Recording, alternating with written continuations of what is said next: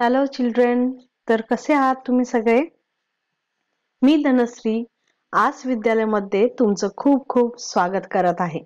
तर आज मी घेऊन आली आहे कॉम्प्युटर विषय आणि आपला चॅप्टर चाललेला आहे ऑलरेडी मायक्रोसॉफ्ट पॉवर पॉइंट आणि या सेशन मध्ये आपण पाहणार आहोत चार्ट्स.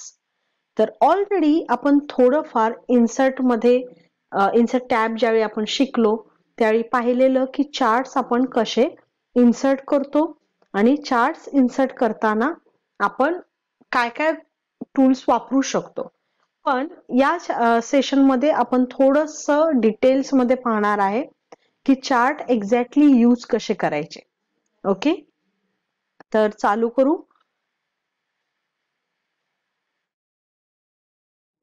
हे आहे पॉवर पॉइंट.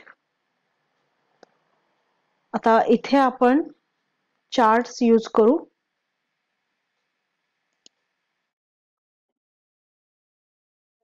तर चार्ट साठी लास्ट सेशन मध्ये मी हे टेबल बनवलेलं. तर हा टेबल जो आहे हे वापरण्याचा मी प्रयत्न करणार आहे. चला पाहूया आपण काय करू शकतो.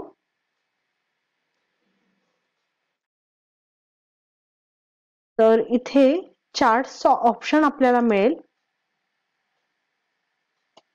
ओके, तर चार्ट्स मध्ये वेगवेगळ्या टाइप्सचे चार्ट्स आहेत. कॉलम मध्ये सुद्धा बऱ्याचशा प्रकारचे कॉलम्स आहेत. Then line chart, pie chart, bar, area, scatter, map, stock.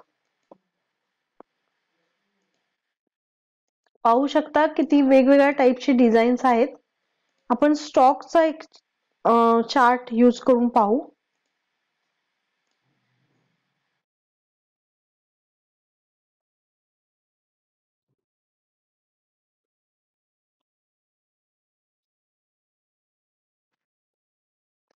तर इथे ऑलरेडी पाहू आपण हे टेबल यूज करू शकतो का.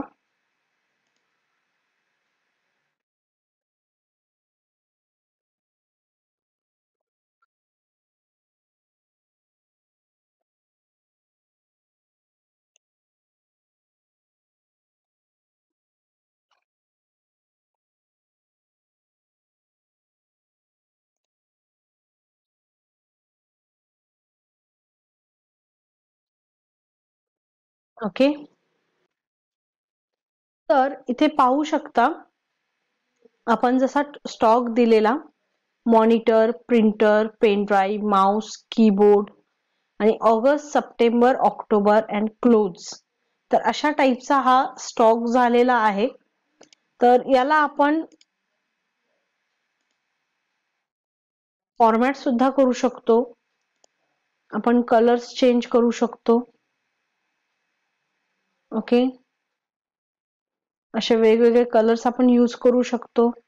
इथे आपण ऍड टायटल करू शकतो. तसेच हे याला पण आपण चेंज करू शकतो फॉर्मॅट.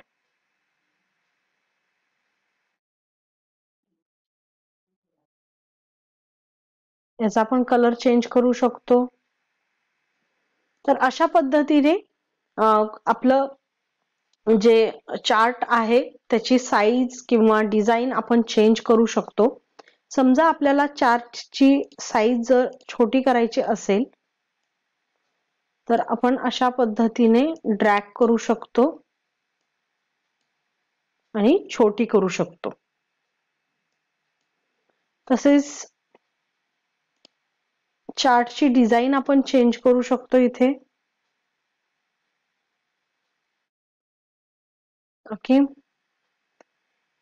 इथे चार्ट एलिमेंट्स ऍड करू शकतो.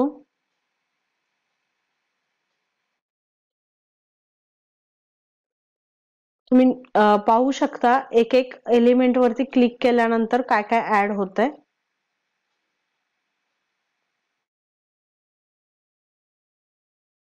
ओके, नेक्स्ट एक वेगळ्या टाईपचा चार्ट पाहू.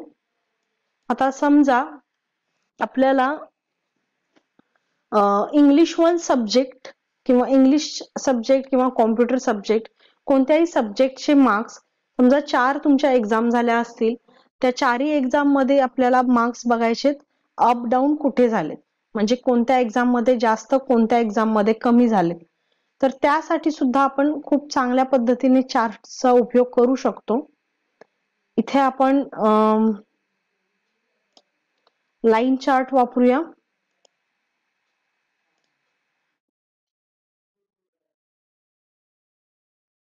Okay,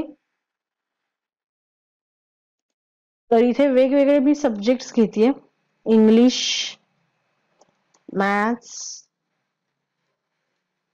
then computer.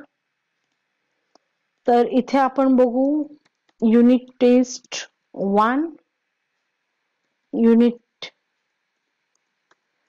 टेस्ट 2,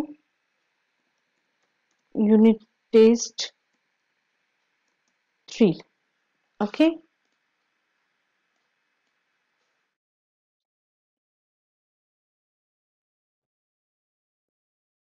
तर समजून चालूया की आपली 50 मध्ये परीक्षा होती. तर त्यातले आपल्याला फर्स्ट मध्ये 45, नंतर 48 आणि त्यानंतर 40 असे मार्क्स मिळालेत. देन मॅथ्स मध्ये आपल्याला 40, 42, 45, कॉम्प्युटर मध्ये 35, 38 आणि 42. ओके, तर इथे आपण पाहू शकतो इंग्लिश, मॅथ्स, कॉम्प्युटर जे सब्जेक्ट्स आपले खाली आलेले आहेत आणि या बाजूला मार्क्स आहेत आणि या बाजूला कॅटेगरी आहे. तर इथे मार्क्स जसं 40 मार्क्स आहे. फर्स्ट वन इंग्लिश, इथे पॉइंट वरती घेऊन गेल्यानंतर आपल्याला इन्फॉर्मेशन समजते. Series unit test 1 point English value 45. Okay, तसेच इथे पण आपल्याला व्हॅल्यू समजेल. तर इथे कॅटेगरी जी आहे आपण इथे टेस्ट घेऊ. तर इथे टेस्ट मध्ये तुम्ही पाहू शकता की वेगवेगळे, जसं ही एक टेक्स्ट इथे आणि आपण फर्स्ट टेस्ट मध्ये आपल्याला हे मिळालं. नेक्स्ट टेस्ट ही आहे युनिट टेस्ट 2, युनिट टेस्ट 3 आणि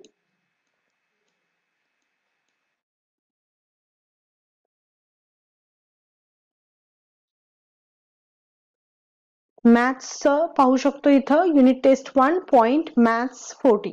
तर ऍक्च्युली चार्टचा जो उपयोग असतो तो कशासाठी होतो की आपण कोणताही आपला डेटा, समजा तुम्ही इथे भरपूर मोठं टेबल पाहिलं असेल तर त्या टेबलमध्ये आपण बराचसा डेटा समजू शकत नाही, पण ज्यावेळी आपल्याला ग्राफिकल एक पोझिशन दिसते त्यावेळी आपण चांगलं व्यवस्थित समजू शकतो. त्यामुळे कोणताही परफॉर्म जर करायचा असेल तर आपण बेसिकली परफॉर्म चेक करण्यासाठी चार्टचा यूज करतो. ओके, तर आता समजा या चार्टला मला फॉर्मॅट करायचा आहे. ओके, तर याला चार्ट स्टाईल्स मध्ये बघा किती व्यवस्थित सगळे मार्क्स सुद्धा डिस्प्ले होत आहेत. तसेच चार्ट्सची आपण चेंज चार्ट टाइप करू.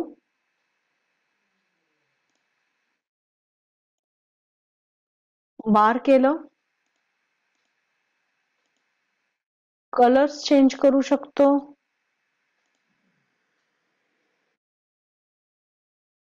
आणि चांगला आपण चार्टचा टाइप घेऊ. कॉलम. ओके, इथे आपण डिझाईन चेंज करू शकतो, याचा कलर चेंज करू शकतो.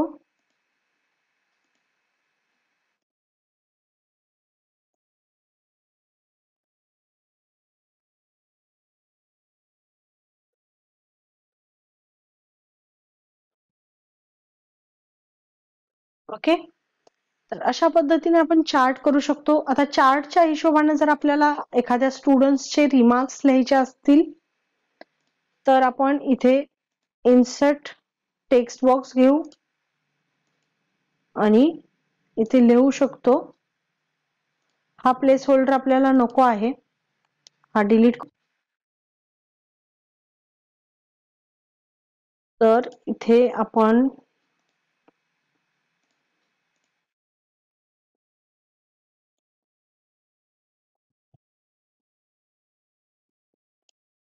लिहू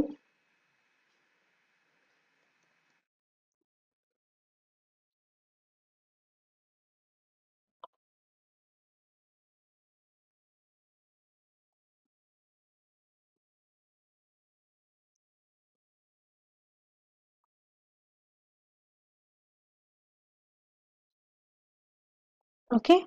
तर असे काही आपण नोट्स किंवा रिमार्क्स असे लिहू शकतो.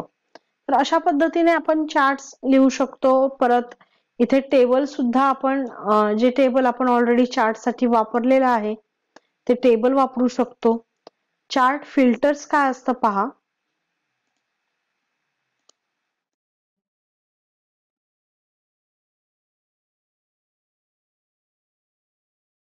हे ऑप्शन्स आहेत.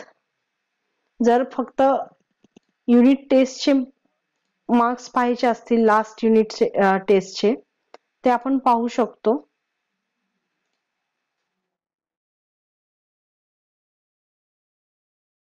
ओके. तर इथे आणि एक ऑप्शन आपल्याला मिळतो switch row and column. Okay. तर असे बरेचसे चेंजेस आपण ऑलरेडी करू शकतो जेणेकरून आपलं चार्ट जो आहे तो व्यवस्थित आपला अट्रॅक्टिव्ह दिसेल. ओके. कोणत्याही गोष्टीची प्रोग्रेस तुम्हाला दाखवायची असेल तर तुम्हाला चार्ट दाखवावा लागतो. ओके.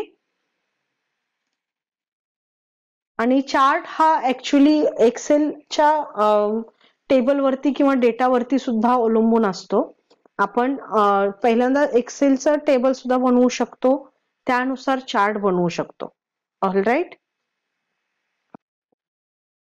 तर अशा पद्धतीने आज आपण पाहिलं की चार्ट्स आपण कसे इन्सर्ट करतो, चार्ट्सचे वेगवेगळे काय काय ऑप्शन्स असतात, कसे आपण टेबल कॉपी पेस्ट करू शकतो आणि तसेच एक्सेल मध्ये आपण कसे चेंजेस करू शकतो. तर एक्सेलचा पार्ट तुम्ही डिटेल्स मध्ये पाहणारच आहे. तर त्याआधी तुम्हाला जस्ट शॉर्टकट मध्ये जस्ट इंट्रोडक्शन मध्ये दाखवलं की एक्सेल मधून चार्ट साठी आपण कसा डेटा घेतो. Okay. Thank you and have a nice day.